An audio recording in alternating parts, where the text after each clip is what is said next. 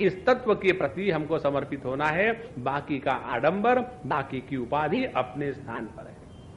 अव्यक्तो यम चिंत्यो यम अविकार्य यम उच्यते तस्माद एवं विदित्वैनम नानुशोचितुम अर्हसि। तो ये जो आत्म तत्व है ये अव्यक्त है, इसकी अभिव्यक्ति नहीं हो सकती। क्यों? कि ये सभी अभिव्यक्तियों का अधिष्ठान है। अव्यक्तः अयम अचिंत्यः, अचिंत्य का तात्पर्य है ये हमारे बुद्धि का या मन का विषय नहीं हो सकता। अयम अविकार्यः, इसमें किसी भी प्रकार के विकार नहीं आते और ये सभी की सभी बातें घटती है अपने मय में। मय अव्यक्त रहता है, मय अव्यक्त रहता है। उसके बाद अचिंत्य, जहां हमने मय का चिंतन शुरू कर दिया आप देखेंगे अपने आप मन में शांति आ जाती है। जरा ध्यान से सुनना,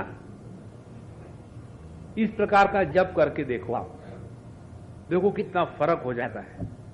हम लोग जप तो बहुत करते हैं, कृष्णा कृष्णा कृष्णा कृष्णा कृष्णा कृष्णा कृष्णा, चाय तो अभी तक आई नहीं, कृष्णा कृष्णा कृष्णा कृष्णा, तो चाय की हमारी जप चल रही है। अब इस प्रकार से जप करके देखो, श्री कृष्ण गोविंद हरे मुरारे, श्री कृष्ण गोविंद हरे मुरारे। धीरे धीरे, अपने को कहीं जाना थोड़ी है। देखो जो साधक होते हैं ना, उसको जल्दी नहीं होनी चाहिए। जल्दी रियलाइज होके करोगे क्या? आराम से रियलाइज हो जाएगी, जल्दी क्या है। क्योंकि रियलाइज होने के बाद जिंदा तो रहना ही है ना। ऐसा तो नहीं कि रियलाइज होके मर गए, फिर कौन चाहेगा। तो आराम से करना है। अब जब आराम से कर रहे हैं, वो पूरी नहीं करनी माला, वो कोई हमको ड्यूटी थोड़ी करनी है, तो आराम से कर रहे हैं। अब इस प्रकार से शांति से शुरू करो और 10 बार 20 बार 15-20 मिनट आधे घंटे करने के बाद फिर अपने जप को चेंज करो। कैसे चेंज करो? अब मन काफी शांत हो गया, श्री कृष्ण गोविंद हरे मुरारे का करके, और फिर ये विचार करो कि ये जप कौन कर रहा है। ऐसा अपने आप से पूछो कि ये जब कौन कर रहा है, तो आप ही उत्तर देंगे, मैं कर रहा हूं। अरे बाबा जी ये मैं कौन है? हिंदी में बात करो। भगवान कृष्ण उत्तर प्रदेश के थे, उनको हिंदी आती थी। उस चक्कर में मत पड़ना, कोहम कोहम भगवान को नहीं समझ में आता है।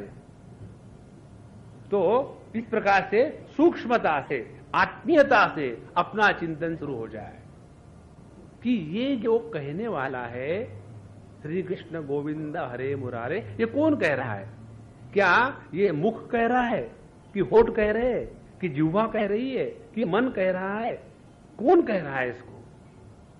तो जहां हम इस मैं का अनुसंधान शुरू करेंगे कि ये मैं है कौन, झगड़ो उसके साथ, कौन कह रहा है हरे कृष्ण, जितना यहां हम अपने तत्व का चिंतन करना शुरू करेंगे, आप देखेंगे अपने आप जगत के विचार उसी क्षण समाप्त हो जाते।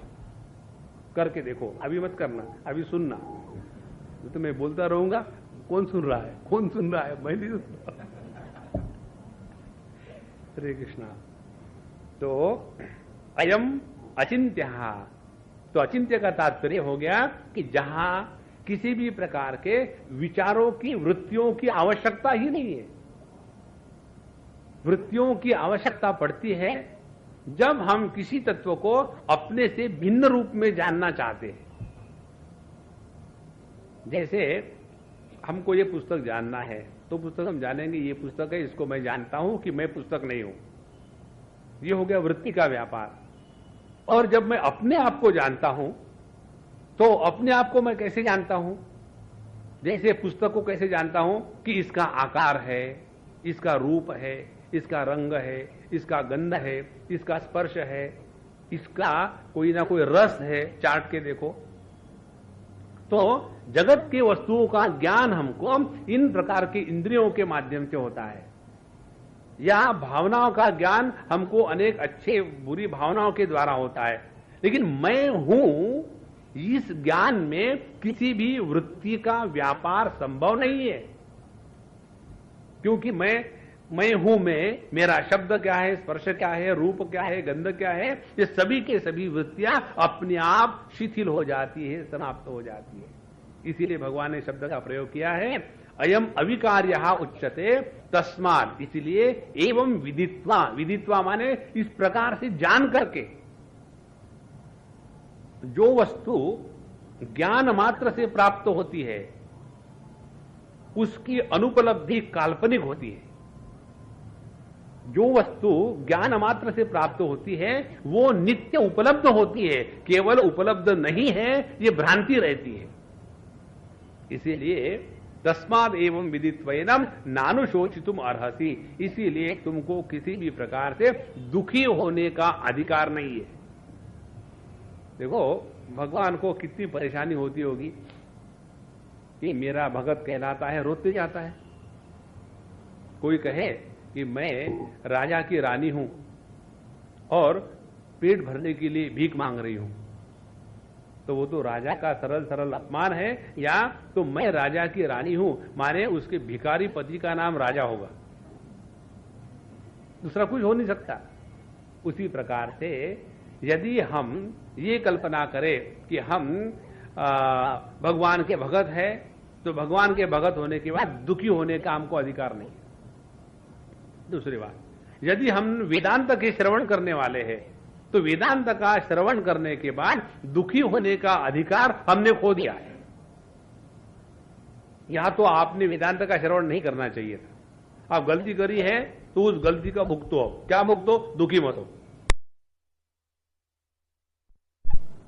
न शोचितुम अर्हसि, किसी भी प्रकार से हम अपने जीवन में दुखी होना जस्टिफाई नहीं कर सकते, किसी भी प्रकार से। इसीलिए महाराज भगवान कहते हैं तस्मात् एवं विदित्वैनम न शोचितुम अर्हसि, किसी भी प्रकार से दुखी होना संभव नहीं है, और दुखी जो होते हैं वो झूठ झूठ होते हैं। एक बार हमारे पास एक अम्मा आई और आकर के रोना धोना शुरू, हमेशा का कह हमने सुनते रहे और फिर धूम धड़ाके से एकदम वल्केनो को चिल्ला पड़े, ऐसे शट अप अम्मा। तो घबरा गई, क्या हो गया? स्वामी जी नॉर्मली ऐसे बोलते नहीं, आप एबनॉर्मल हो गए क्या? तो हमने कहा झूठ बोल रहे हो, तुमको कुछ दुख नहीं है। कहो दुख नहीं है। लेकिन स्वामी जी फिर मैं जोर से चिल्लाया, नहीं माने नहीं है, कहो मेरे सामने 25 बार मैं दुखी नहीं हूं, जोर से कहो। और इसलिए घबरा गई वो, और 25 बार स्वामी जी मैं दुखी नहीं, मैं जोर से कहो। फिर उसमें डरने की क्या बात है? और होने के बाद अब बताओ अम्मा तुम दुखी हो क्या? स्वामी जी रियली मैं दुखी नहीं हूं, ये केवल अपनी मन की कल्पना है संतो दुखी है करके, वास्तविकता नहीं है। कोई दुखी होकर के दिखाए तो सही कंटिन्यूअसली, असंभव है। थोड़े देर के लिए दुखी होने का नाटक करते हैं, तो नाटक करो तो अच्छा करो, लेकिन उसे फंस मत जाओ। तस्मात् एवं विदित्वैनम नान शोचितुम अर्हसि, भगवान के भक्त होकर के चिंतन कर करके भगवान की सेवा करने के बाद भी जो दुखी होता है तो भगवान का अपमान करता है। अच्छा, यहां तक बताने के बाद फिर दूसरा एक और तर्क देते हैं भगवान।